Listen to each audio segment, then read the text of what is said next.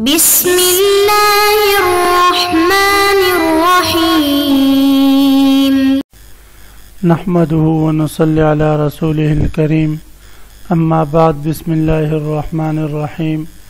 عزیز طلباء، آج ہم کنز الدقائق حصہ دوم سبق نمبر 90 شروع کر رہے ہیں۔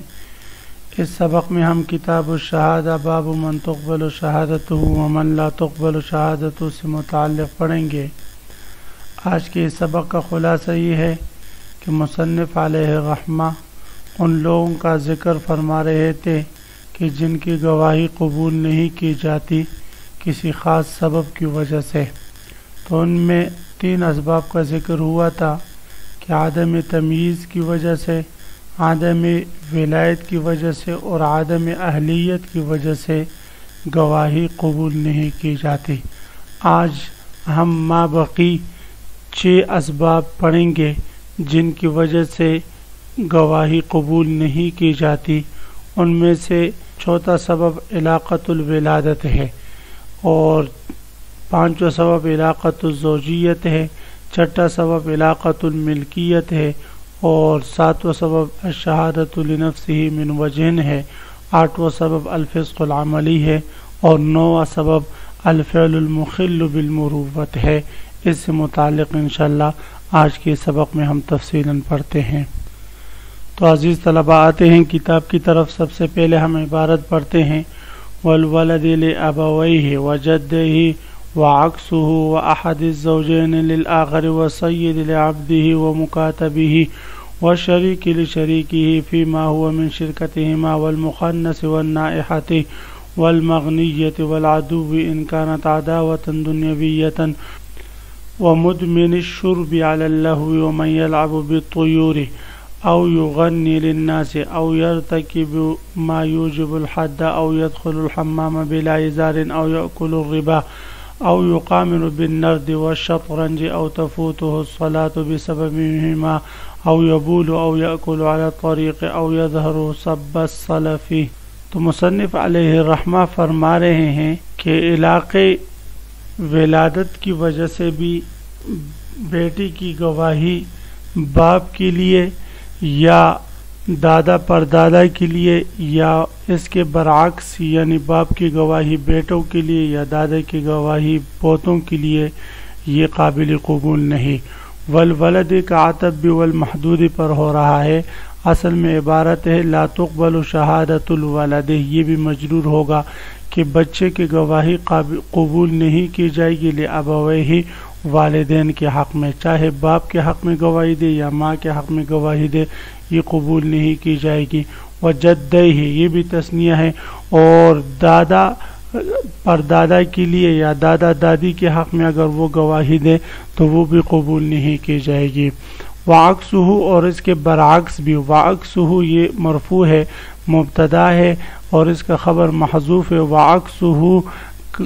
کالحکم المذکور، اور اس کے عکس کا بھی یہی مذکورہ حکم ہے، یعنی لا تقبل شہادتہ، اگر دادا پوتے کے لیے یا باپ بیٹے کے لیے گواہی دیتے وہ بھی قابل قبول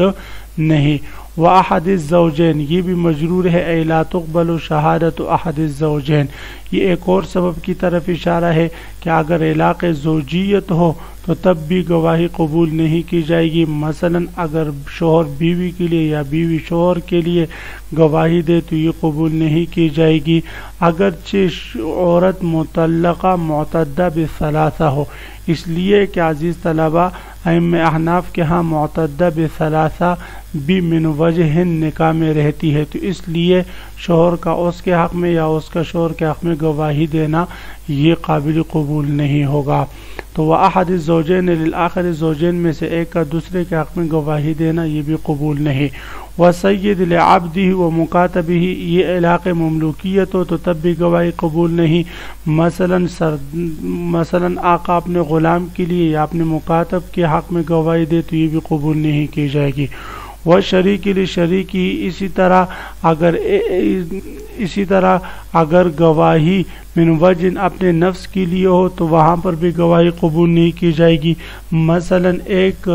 گاڑی ہے اور اس میں دو زید اور عمر دونوں شریک ہیں. اب اگر ایک شریک دوسرے کے حق میں گواہی دے تو یہ گواہی من وجن اپنے ذات کے لیے ہوگی، تو اس لیے فرماتے ہیں کہ اس کی گواہی قابل قبول نہیں. وہ شریک لی شریکی ہی، اور شریک کا اپنے شریک کے حق میں گواہی دینا فیما ہوا من شرکتہما، ان معاملات میں کہ جن میں یہ دونوں شریک ہیں. اگر ایک شریک دوسرے کا اجنبی ہے اور وہ ان معاملات میں گواہی دیتے جن معاملات میں ان کے آپس میں شرکت نہیں، تو وہاں پر بھی پھر قبول کی جائے گی.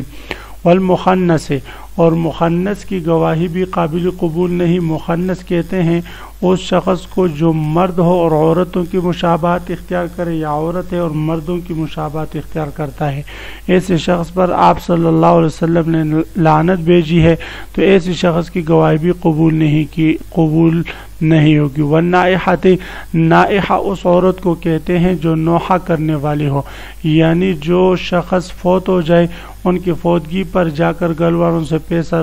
لے کر پھر اس فوت شدہ شخص پر روئے اور بلند بلند آواز سے چیخیں نکالے، اس کو نوحہ کہتے ہیں، نائحہ کہتے ہیں ایسی عورت کو. تو ایسی عورت جو میت پر رونے کی اجرت لیتی ہو، تو فرماتے ہیں ایسی عورت کی گواہی بھی قبول نہیں کی جائے گی. والمغنیتی، اور وہ عورت جو لوگوں کو گانے سنا کر پیسے لیتی ہوں، ایسی عورتوں کی گواہی بھی قبول نہیں کی جائے گی. والعدو، اور دشمن کی گواہی دشمن کے حق میں قبول نہیں کی جائے گی. ان کانت عداوت دنیویۃ، اگر یہ عداوت دنیوی ہو. عزیز طلبہ، عداوت دنیوی کی قید لگائی، اس میں اشارہ ہے اس بات کی طرف اگر مقتول قاتل کے حق میں یا قاتل مقتول کے حق میں گواہی دے گا تو اس صورت میں فرماتے ہیں یہ گواہی قابل قبول نہیں کی جائے گی، اس لیے کہ عداوت دنیویہ یہ فسق ہے اور یہ گناہ کبیرہ ہے، اور گناہ کبیرہ کے مرتکب اور فسق کا مرتکب جو ہوگا وہ ظاہراً تو اس کی گواہی قبول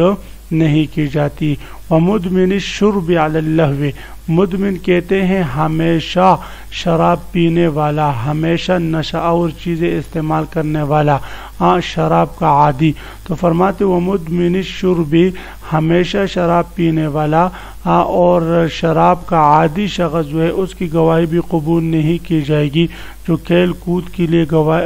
شراب وغیرہ پیتا ہو، نشہ اور چیزیں استعمال کرتا ہوں. یہاں اس سے مراد نشہ اور چیزیں ہیں عزیز طلبہ، اس لیے کہ شراب کا ایک قطرہ بھی اگر کوئی شخص پیے، ایک دفعہ پیے یا دو دفعہ، تو وہ فاسق ہے، اس کی گواہی قابل قبول نہیں. لیکن شراب کے علاوہ دیگر نشہ اور چیز کوئی کثرت سے پیتا ہے اور اس کے پینے میں وہ مشہور بھی ہے، تو فرماتے اس صورت میں اس کی گواہی قابل قبول نہیں ہوگی. ہاں اگر کوئی نشہ اور چیزیں کثرت سے استعمال کرتا ہے لیکن چھپ کر استعمال کرتا ہے،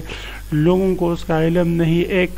ایک آدھ بار دیکھا ہو، تو فرماتے اس صورت میں اس کی گواہی قابل قبول ہوگی. وَمَن يَلْعَبُ بِالطُّيُورِ، اب یہاں سے فرماتے ہیں وہ شخص جو ایسے افعال کا مرتکب ہو جو افعال مروت کے خلاف ہو، تو اس شخص کی گواہی بھی قبول نہیں کی جائے گی. مثلا جو پرندوں سے کھیلتا ہو، کبوتر باز ہو، کبوتر اڑانے میں اپنا سارا وقت ضائع کرتا ہو، یا گھروں کے چھتوں پر چڑھ کر کبوتر اڑانے کی نیت سے دوسروں کے گھروں میں چاند جو ہے وہ جا کر دیکھتا ہو اور دوسروں کے عورتوں کی بدنظری کرتا ہو، تو فرماتے ایسے شخص بھی فاسق ہے، گناہ کبیرہ کا مرتکب ہے، تو ایسے شخص کی گواہی بھی قبول نہیں کی جائے گی. ویسے اگر کوئی کبوتر پالتا ہے اور اس میں کسی قسم کی بدنظری بھی نہیں ہے تو فرماتے اس میں کوئی حرج نہیں. اسی طرح آج کل جو ہمارے عرف میں لوگ جو ہے وہ مرغے پالتے ہیں پھر اس کو آپس میں لڑاتے ہیں، یا تیتر پالتے ہیں آپس میں لڑاتے ہیں، تو فرماتے ہیں یہ سارے فسق و فجور ہیں. کتے پال کر ان کو آپس میں لڑاتے ہیں، یہ سارے فسق و فجور ہے، گناہ کبیرہ ہے، ایسے شخصوں کی گواہی قبول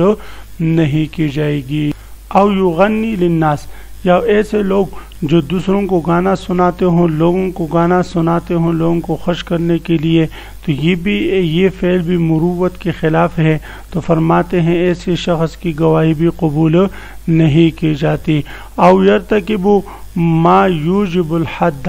یا ایسے شخص جو ایسے افعال کا ارتکاب کرے جو افعال حد کے مرتکب ہو، مثلا چوری کرے یا اس قسم کے اور کسی پر تہمت لگائے، تو فرماتے ہیں گناہ کبیرہ کا ارتکاب کریں تو دنیا میں یا آخرت میں وہ سزا کا باعث بنے تو فرماتے ہیں ایسے شخص کی گواہی قبول نہیں کی جائے گی۔ او يدخل الحمام بلا ازار، یا کوئی شخص ایسا ہے کہ جو خلاف مروت کام کرے، مثلا حمام میں غسل خانوں میں پرانے زمانے میں عزیز طلبہ کئی سارے غسل خانے ایک ساتھ حمام ایک ساتھ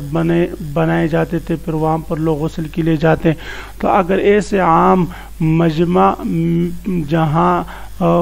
غسل کے لیے جاتے ہوں اور وہاں پر عام لوگ جمع ہوتے ہوں، اس جگہ یا اس غسل خانے میں اگر لوگ جو ہے کوئی شخص جو ہے شلوار اٹھا کر جاتا ہے تو یہ بھی خلاف مروت کام ہے، ایسے شخص کی گواہی بھی قبول نہیں کی جائے گی۔ او يدخل الحمام، یا حمام میں داخل ہو بلا ازار، بغیر ازار کے، او یاکل الربا، یا سود کھاتا ہو، اپنے دکانوں کو پگڑی پر دیا ہوا ہے اور پگڑی پر جو ہے وہ لے کر سود وغیرہ کھاتا ہے، یا قرض جو ہے وہ سود پر دیا ہوا ہے، تو ایسے شخص کی گواہی قبول نہیں کی جائے گی۔ او یقامر بالنرد والشطرنج، نرد لڈو یا شطرنج کے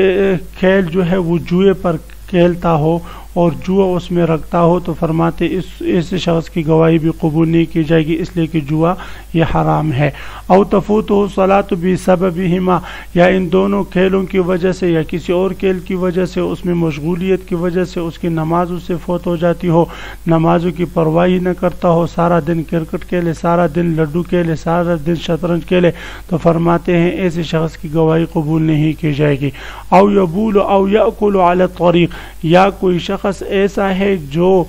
بستر میں پیشاب کرتا ہو یا راستے میں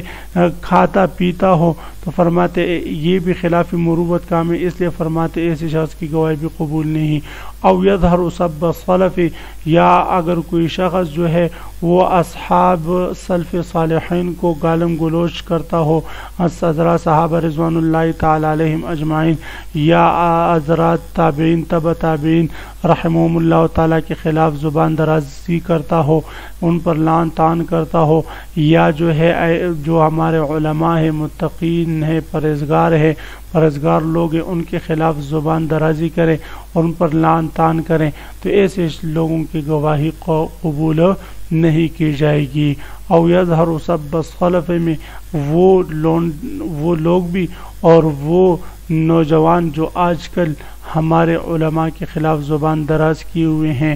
اور مخصوص طبقہ ہے تو ایسے لوگوں کی گواہی قبول نہیں کی جائے گی۔ تو عزیز طلبہ، آج کے سبق کا خلاصہ یہ ہوا کہ ہم نے وہ اسباب پڑھے جن اسباب کی وجہ سے